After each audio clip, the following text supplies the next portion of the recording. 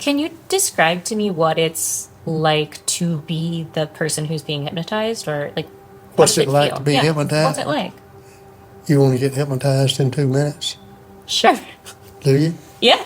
I'm not going to do it unless you want to. I do want to. Yeah. Okay. All right. You're listening to a conversation I had recently with Mark Howell, a former detective with the Texas Department of Public Safety. He actually helped develop the hypnosis policy that the state police used for decades. He started using hypnosis in investigations back in 1979. He's now 87 years old and semi-retired. He met me at a public library to talk about investigative hypnosis. It's a part of the story about Charles Flores' death row case that gets a lot of attention. People like the prosecution and Farmers Branch PD say it maybe gets too much attention. But it is part of the story, and I wanted to make sure I understood how it works. So we can do this, and you can come around here because you don't think you look silly. Oh. Well, I don't have much shame, I'm going to be honest. Sit tight. Michelle's about to get hypnotized.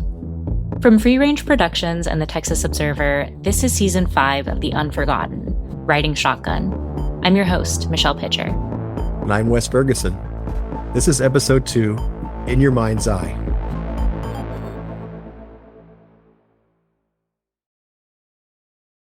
So the investigator and hypnotist, Mark Howell, sits you down in a chair and he gives you nonverbal cues.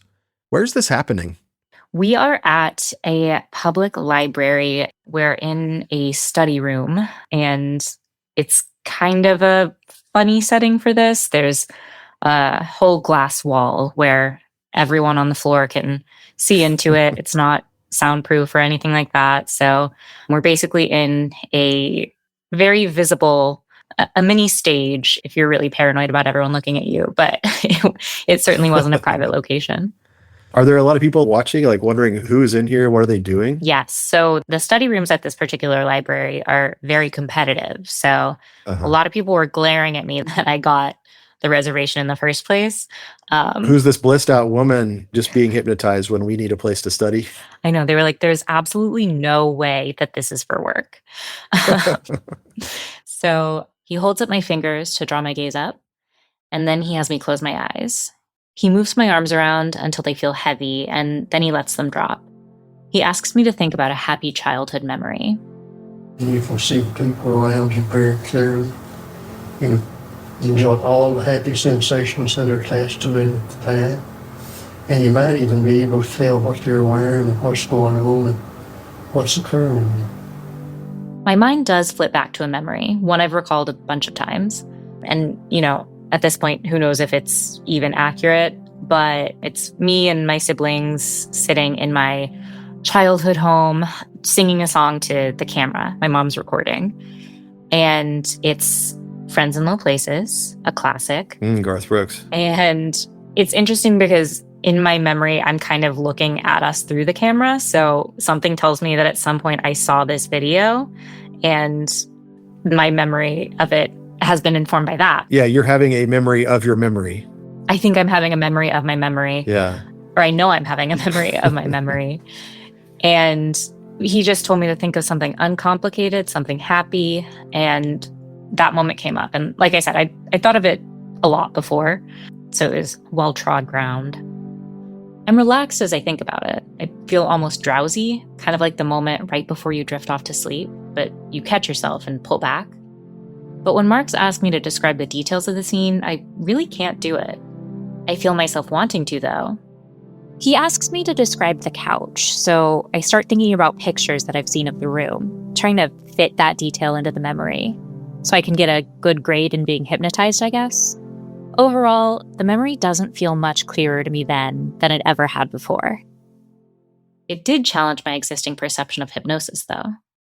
I'd seen the scenes, mostly in my Saturday cartoons, of people using hypnosis to take over someone's consciousness. They're usually using it to control the other person, to make them do their bidding or lull them into a trance. Like the python from the Jungle Book, who uses his eyes to mesmerize his prey before he goes in for the kill. I'm not like those so-called fair-weather friends of yours. You can believe in me. Trust in me. Just I looked at videos of those uber charismatic guys who get up on stage at schools or work conferences and perform hypnosis on big groups for the entertainment value. They'll have people strut around like they're supermodels, dance with an invisible partner, basically make the hypnotized folks behave in ways that we'd normally find embarrassing, quack like a duck and all that. Actually, for the hypnotized volunteers, I want you to realize in a few seconds, you've all become exotic animals of your choice. Now, by exotic animal, I mean an exotic animal you might find in the zoo or you might find on safari. And the more you relax, you'll embed the posture, position, the stance of the exotic animal of your choice. You do the actions, the motions, the stances of that exotic animal with your eyes closed on 3. 1, 2, 3, becoming exotic animal. Flying, crawling, drifting, exotic animals of your choice. And the more you believe yourself to be an animal, the more you relax. And freeze, eyes open, wide awake, wide awake, wide awake. Hey, brother, what you doing, man? Hey, take a seat. What are you doing down there? And as the viewer, you're supposed to think, well, what self-respecting high schooler would be up there making a fool of themselves on stage? But, well, I actually asked Marks about this, and he said that hypnosis in these cases just gives you permission to act in a way you'd normally want to, but you know better. So it's a way for a lot of people to, let a side of themselves show, shake off a little bit of inhibition, and act like a fool every now and then. They want you to believe that you're zonked out in the world. You may not even know what the hell's going on. And you're not zonked out. It's nothing more than a state of relaxation. This idea that hypnosis is mind control is deeply embedded in American culture. Svengali was a hypnotist character in a book from 1894. Now we use the word to mean someone who's manipulative. Hypnosis is in our cartoons, our comic books, our horror films. We seem to relish the fear that it's possible in the real world to lose control of yourself through hypnosis. It sounds like you would disagree with the idea that hypnosis is a dramatically different state of consciousness. I don't know if I could answer that question, but it's obviously a different state of consciousness from what defense attorneys want you to believe it is. For more than 40 years, investigative hypnosis was widespread in Texas, especially compared to other U.S. states. The Texas Department of Public Safety was using investigative hypnosis actively until 2021. So it was pretty common. And in 2023 in Texas, the state legislature actually outlawed it. So now it is no longer in use, but nearly 2,000 cases, hundreds of officers over 4 decades. Yeah, you reported that more than 800 officers got certified over that 40-year span, and hypnosis was used in nearly 2,000 cases, and that's just in Texas. Yeah, and that actually is from what was a bit of a bombshell report in the Dallas Morning News, where they investigated the Department of Public Safety's use of investigative hypnosis, and they focused on cases where it clearly went wrong. Clearly the outcome was not helped by using investigative hypnosis. And that article, that investigation actually led to the change in policy and ultimately the change in the law. Proponents like Marks say it's just another tool officers can use in interviews and interrogations. It can help people overcome mental blocks that are affecting their memories. There's a lot of definitions about hypnosis, and nobody can agree on one of them. But I'll tell you, the way I see hypnosis is nothing more than relaxation. In a relaxed state is why we use it, because it helps people remember more information. Example of that is, have you ever been talking to a friend of yours? Do you have any friends? I do. I have one or two. Good. And so if you've ever had a conversation with a friend of yours and y'all knew the same person and you tried to think of that person's name and you couldn't think of it, the harder you tried, the harder it was. And when you go off and start doing something else, well then what happens? Pops into conscious awareness.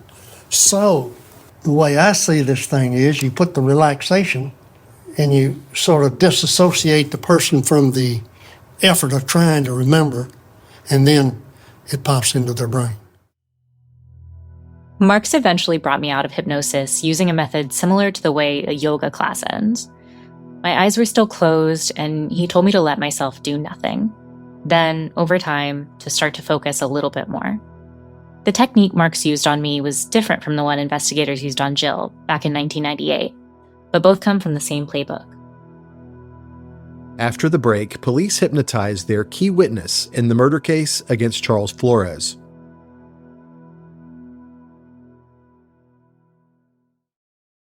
I've been really focused on my long-term health since I reached 40. I've been working out, trying to eat right, and I have found that GLP-1s have helped me a lot. Now with Brello, all that is even simpler. It's a wellness platform that's focused on long-term health, longevity, and performance. I love that it has clear upfront pricing and built-in support and accountability, and it's all in one simple platform. Go to BrelloHealth.com to see if you qualify and explore their GLP-1 plans starting at $133 per month for your first 3 months, plus access to their app, community, and wellness classes. That's BRELLO health.com. Any information provided is for informational purposes only and should not be construed as medical advice. It is not a substitute for professional medical consultation, diagnosis, or treatment. All patients must consult with a healthcare provider prior to the prescription or dispensing of any medication, which will be done only pursuant to a valid prescription. Compounded drug products are not FDA approved, and the FDA does not evaluate their safety, effectiveness, or quality. Patients are encouraged to discuss the risks, benefits, and appropriateness of any medications, including compounded products, with their healthcare provider before use. I used to buy all these cheap clothes from like the dollar store or these, big box stores or wherever. And I thought I was getting sweet deals, but I really wasn't, because within a week or 2 or 3, they would be falling apart. These days, I am a lot more about quality over quantity. And that's honestly why I love Quince. Their fabrics feel elevated, and the cuts are thoughtful, and the pricing actually makes sense. My Quince cable knit sweater got a lot of use this winter, and I'm excited to add a couple of Quince pieces for the spring, too. Stop waiting to build the wardrobe you actually want, because you don't need a closet full of options. You need pieces that work. Right now, go to quince.com/unforgotten for free shipping and 365-day returns. That's a full year to wear it and love it. And you will. Now available in Canada, too. Don't keep settling for clothes that don't last. Go to quince.com/unforgotten for free shipping and 365-day returns. Quince.com/unforgotten. On February 4th, 1998, Jill Barganier goes to the Farmers Branch Police Department to undergo hypnosis. She's the best witness police have from the morning of January 29th, when 2 men had driven up to her neighbor's house to commit a robbery and ultimately a murder. She'd lived next door to Bill and Betty Black, the victim, for 15 years, and she was eager to help. And our witness will be Jill. How you pronounce your last name? Barganier. Jill Barganier. So come in. What is it? Whose idea was it to hypnotize her? Jill actually requested the hypnosis herself. She'd heard about it somehow and thought that that would be a good way for her to relax and potentially remember more about what she saw out of her window. There was one police officer named Ron Cerna, and he had been certified a couple years before after taking a 40-hour course at the University of Houston in investigative hypnosis techniques. So he had gotten the certificate. He'd never used it. This was his first time trying to hypnotize somebody. This was his first time trying to hypnotize somebody. So This was a fairly green officer. He had actually been at the crime scene helping collect evidence that day.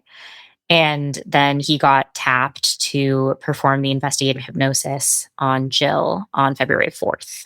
And this is all on tape, so we're actually hearing Jill being hypnotized. Yes, this is all on tape.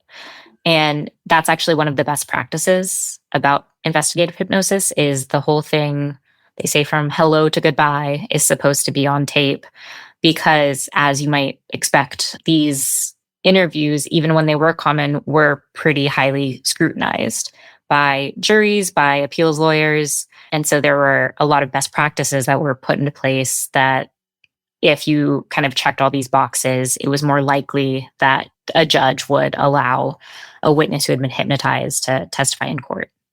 Okay, back to the hypnosis. Cerna starts by asking Jill what she remembers seeing out of her window that morning. And first thing I remember is when I looked out the window and I saw a car pull up into the driveway. I remember it was a VW Bug, and I remember seeing two guys get out. I remember the passenger getting out, and I distinctly remember his hair. And then he stood up as he got out, and then he turned back and got a bottle out of the car and just took a quick drink and put it back. And I can remember thinking that it looked a lot like a big beer bottle. And then I just kind of passed that off as my imagination, that they just pulled up and acted like they belonged. A note, here she says she saw the passenger holding a beer bottle, but this seems to just be a mistake. In all other cases, she says it was the driver who had the beer. And I remember looking at the passenger as he got out and remembering his dark hair, but basically the same as the driver's. And then he turned and looked directly in the direction that I was looking, but not like he was looking at me. And I think he closed the door and they both started walking. And that's when I closed the blind. After this, Cerna starts the long process of putting Jill under hypnosis. He has her close her eyes while he counts down from 100.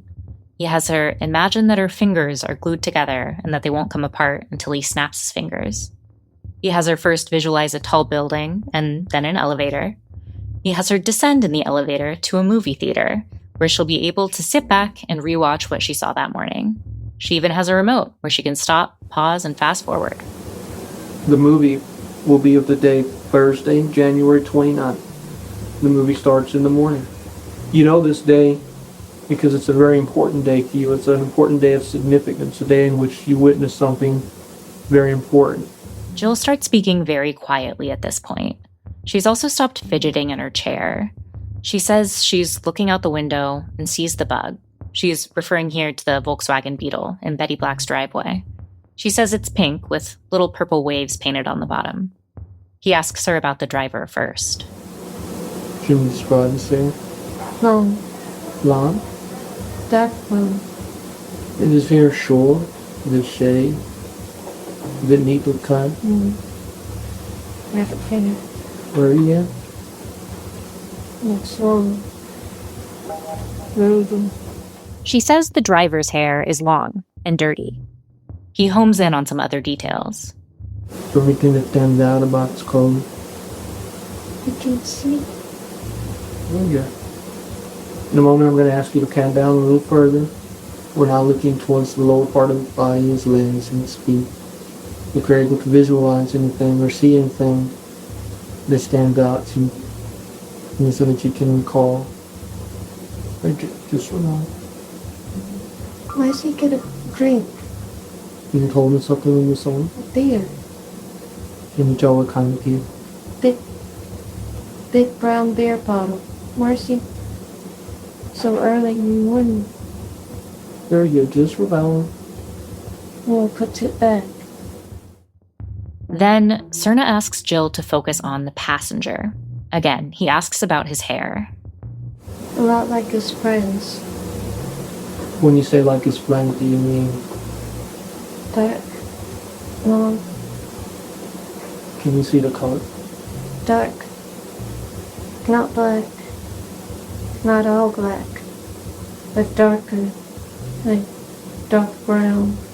Not solid black. Can you tell how long his hair is? If he has it neatly cut, neatly trimmed? I see it to his shoulders. She says the passenger's hair is a lot like his friend's, but dark brown, long, down to his shoulders. Is there anything about his face that you can tell? It turns. Puts it in. Again, anytime you cool. Brown eyes. I'm sorry? Brown eyes. He has brown eyes.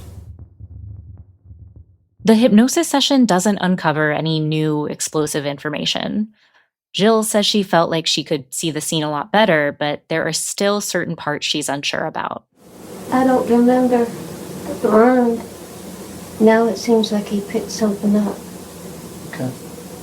Oftentimes, like I told you before I brought you out with hypnosis, you might find yourself just recalling things that might not even have to do with the actual incident itself. You know, you might be at home doing an everyday chore and something might come to you about that incident or about anything else. It's almost a phenomenon the way that happened, but it does. I asked Marks what he thought about Jill's hypnosis session. He'd reviewed the whole thing. It was his one and only hypnosis session he had ever conducted. And I'm going to say he did a pretty decent job of it. Is there some things that I would have done different? Yes. Not a lot, but yes.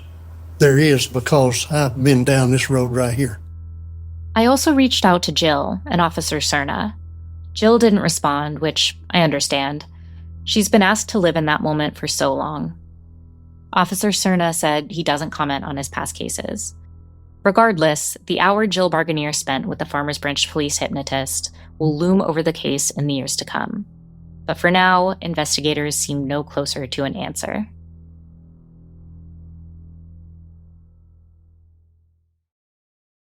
I earned my degree online at Arizona State University. I chose to get my degree at ASU because I knew that I'd get a quality education, they were recognized for excellence, and that I would be prepared for the workforce upon graduating.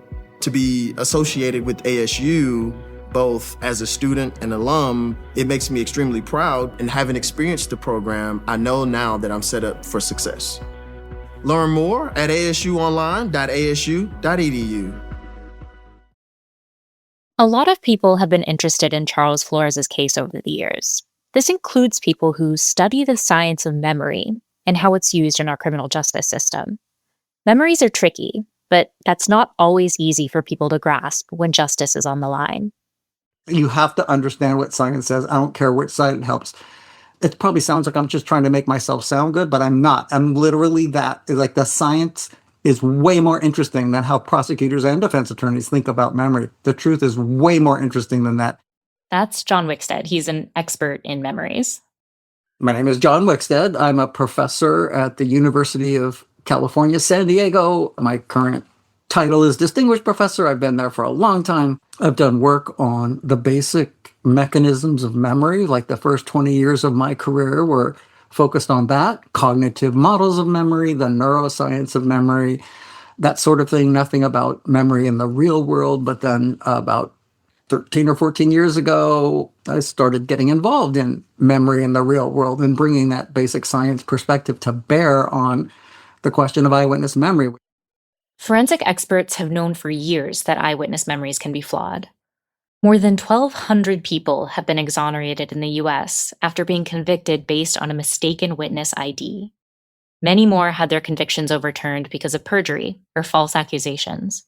There are countless incentives for witnesses to lie to police, to protect themselves or others, to get reward money, or out of fear that they'll put themselves in harm's way. But even those eyewitnesses who are doing their best to be truthful can be wrong. Our memories degrade, they change, and our confidence in what we recall has very little to do with accuracy. The complexity of memory is mind-boggling. Most people don't understand, but it is. Wickstead's current professional obsession is directly related to the case against Charles Flores. His research has shown that not only is the first recollection of something the most accurate, but it can reliably point to guilt or innocence. He'll explain more. The basic idea is like, that's where you get the most reliable information, right? That's before much forgetting has happened, before much contamination, memory contamination has happened. That's where you get the most reliable information. And then, and here's the kicker, stop asking them. Basically, test a witness's memory only once, because even that test changes. It doesn't leave their memory the way it was. It changes their memory, especially for the people in the lineup. And, if that suspect's innocent, you just put that face in that witness's brain. You can't fairly test their memory again and get more reliable information. You can unfairly test it again and get less reliable information.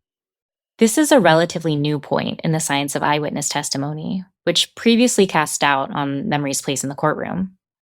Before that, it was just, eyewitness memory is unreliable. Don't listen to eyewitnesses. No distinction between the first test early in the police investigation and the last test at trial 1, 2, or 3 years later. No distinction about that. Just eyewitness memory is like sending innocent people to prison. It's unreliable. Let me tell you the 1,000 ways that eyewitness memory is unreliable. That's what the message was previously. And the new message, wherever you look, is It's important to draw a distinction between the first test and the last test because the first test minimizes forgetting and contamination. In criminal cases, that last test is often on the witness stand. And the way I would say it is, on that first test, there's a diagnostic memory signal in the witness's brain, one that can help the prosecution or the defense, just like DNA can help the prosecution or defense. So can fingerprints, so can memory. It's reliable information. Caveats out the wazoo, but, boiling down to a simple statement, it's more reliable than we previously thought, and it can point in the direction of guilt or innocence. So he says the best information investigators got from Jill Barganier came from the very first questions they asked. 2 white guys, long hair. The thing is, that's not what she recalled in the months and years after. We'll get into that later. But to Wickstead, Jill's early statements point in the direction of Charles Flores's innocence. Memories get even more complicated when our emotions get involved. This is what Holly Bowen focuses on. She's an associate professor of psychology at SMU.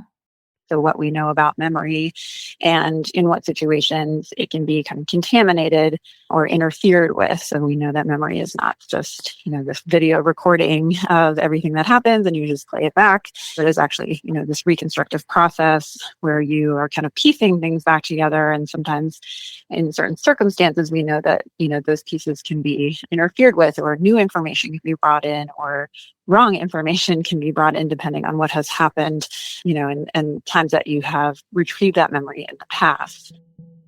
Take what Jill said about the VW bug that Rick Childs drove to Bergen Lane, which you heard about in the first episode. Jill described in the hypnosis session a pink and purple car, but that's different from what she told police she saw on the morning of the murder. That day, she described the car as pink and yellow. But in the days between the crime and her hypnosis, the Dallas Morning News had run a description of the car, saying it was pink and purple. It seems possible Jill's memory of that morning was already starting to shift based on the new information she was getting. Like Wickstead said, memory is complex, and investigators have to decide when to trust someone's memory and when to disregard it. Okay, well, in this case, they decided to disregard Jill's memory instead of trusting it. Yeah. She said it's a white guy with shoulder-length hair. Okay, and then they hypnotize her, and the whole hypnosis session, she sticks by that story. After that hypnosis session, she makes a composite sketch. It's still a white guy with shoulder-length hair. But when police showed her a new lineup, they didn't include any men who fit the description she gave. Instead, it's all Hispanic men, bald or with short cropped hair. Charles Flores's picture is number 2. A cardinal rule, science-based rule, since 1988, it was there in the first consensus statement, is everyone in the lineup should match the witness's description of the perpetrator. That's a fair lineup. That recommendation first came out in 1998, and it's been in every consensus statement ever since. Now, why? Why should everyone in the lineup match the witness's memory of the perpetrator? Well, one reason is the witness just told you what's in her memory, right? And it doesn't make sense to put faces that don't match that description. I mean, she might be right, she might be wrong, but that's what's in her memory, and she's telling it to you. There's not a different face in her memory, not yet anyway. Last time, you heard from Jeff Ashebrander, who was a sergeant with the narcotics department back in 1998. He said that they got Charles Flores's picture from the Irving police when they asked about the identity of someone nicknamed Fat Charlie. Narcotics officers showed the homicide detectives this picture, and Ashebrander said that they balked at first. It didn't match up with what neighbors said they saw, and Jill wasn't the only one who caught a glimpse that morning. Michelle Babler was running late the morning of January 29th. Her 2 sons were already waiting in the car when she hurried out of the house around 7:35 a.m. As she clicked her baby into the car seat, she saw a multicolored VW Bug pull up in front of her neighbor's house across the street. She told police that 2 white men got out, but her physical descriptions of them were generic. No mentions of whether they had long hair or were bald or fat or thin or anything like that. She told police one of the men looked like he was wearing tan coveralls, like a painter would wear. Her 8-year-old sons were waiting for their mom in the car. They said that they also saw the men. One said that they were wearing black clothes and had gloves on. The other told police the driver was wearing all black and the passenger had brown hair. They didn't linger. Michelle Babler drove her kids to their elementary school a couple towns over in Coppell, where I actually grew up. But I didn't know the family. All right, that's witness Michelle Babler and her kids. Now let's go back to the witness you've heard the most about so far, Jill Barganier. Now her husband enters the picture. Jill Barganier, the hypnotized neighbor, had a husband named Robert. He was on his way out the door around that time too, 7:25 or 7:35. He heard a big thud from next door. He said he assumed Bill was doing some plaster work and that he or some equipment had fallen. He walked toward the Blacks' house and shouted Bill's name, but he didn't get a reply. That's when he noticed the VW bug in the driveway. He didn't see the men. Jill saw the bug pull up that morning at 6:45, but Michelle Babler saw the bug pull up around 7:30, maybe a little after. So that's obviously quite a difference, especially because one of them would have been before sunrise. So it's questionable how you could have seen if you were standing in the house with all the lights on, you look out the window. If it's dark outside, you're going to see your reflection back. So that has been an unanswered question this entire time about why those times don't align. There was one suggestion at the end of trial that maybe the men left and came back. And that's the only thing that was offered. So there are a ton of tiny discrepancies in the neighbor stories that just, they make the picture a little uncomfortable. It just doesn't all fit together. So it's hard because we, like the police, are left kind of having to pick and choose what we think is most credible and compelling, what we choose to believe. Are there any explanations for these little discrepancies? No, in the absence of physical or DNA evidence. It's not just a he said, it's a he said, she said, they said, he said. It's so many players saying so many things, and it's really hard to kind of reconcile all of it. And I think that that's why people have so many opinions on this, because we're all picking and choosing different things to think are important or credible. It's why Charles is on death row and why we're still talking about it. Maybe the passenger was wearing tan coveralls and a black coat, so Michelle Babler and her son's story don't contradict each other. Or maybe the quirks of memory led each person to recall a slightly different version of the same event. Remember, after her hypnosis interview, Jill Barganier still didn't pick Charles Flores out of the lineup, but police issued a warrant for his arrest 2 days later anyway. Some other leads had convinced them that, despite the discrepancies in what Betty Black's neighbors remembered, Charles Flores was their guy. For one thing, he had the bug. Here's Charles Flores talking to Michelle. She went to see him in prison, where he's been held in solitary confinement since 1999. He calls me and he tells me he had that little Volkswagen that he was riding around, driving around. And he said, "Hey man, I'm over here, I'm doing this and that. I'm gonna park the Volkswagen behind the trailer," because where we were at, that was a street that ran behind where the trailer houses were. So you could park on it, right?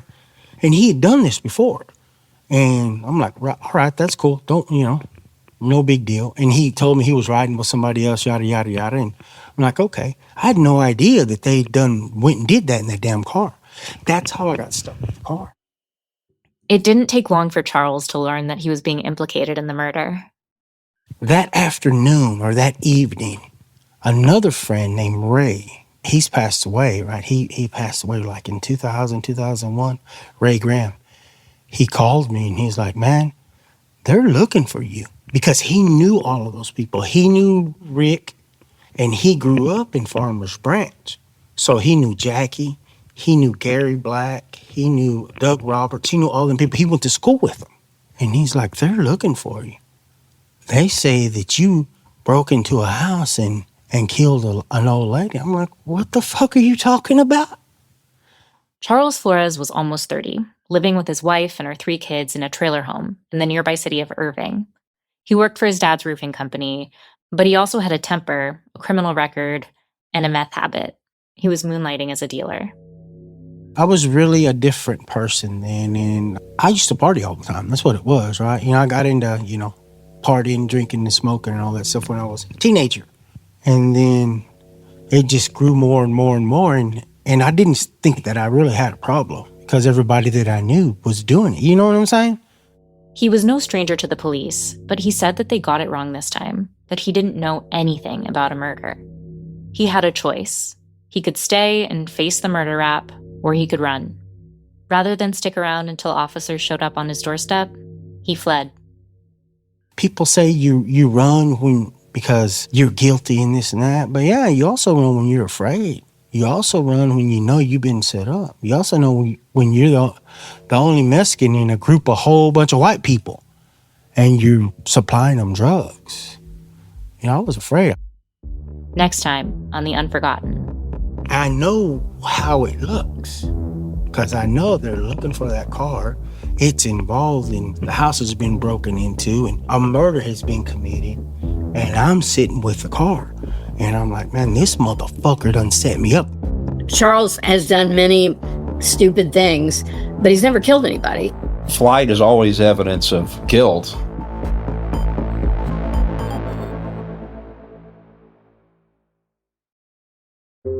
Thank you for listening to The Unforgotten, a free-range production. Season 5, Writing Shotgun, was created in association with the Texas Observer, and the season is written, reported, and hosted by Michelle Pitcher, a staff writer for The Observer. Editing by Aislinn Gaddis. Audio engineering and sound design by Austin Sisler with Eastside Studios. I'm executive producer Wes Ferguson. Stay up to date with us when you sign up for our newsletter at unforgottenpod.com.